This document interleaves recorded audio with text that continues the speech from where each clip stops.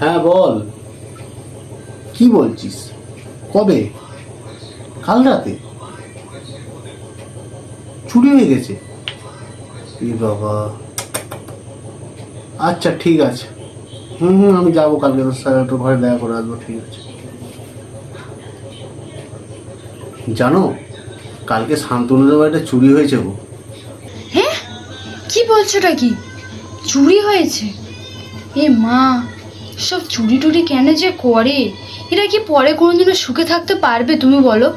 হ্যাঁ সেটাই তো, এটা কি সুখে থাকতে পারবে? পাপের ফল তো ভোগ করতেই হবে একদিন না একদিন, এখন নয় বয়সকালে। ও সেটাই। আর তুমিও যে আমার মন চুরি করেছিলে, আমার ঘুম চুরি করেছিলে, তার বেলা?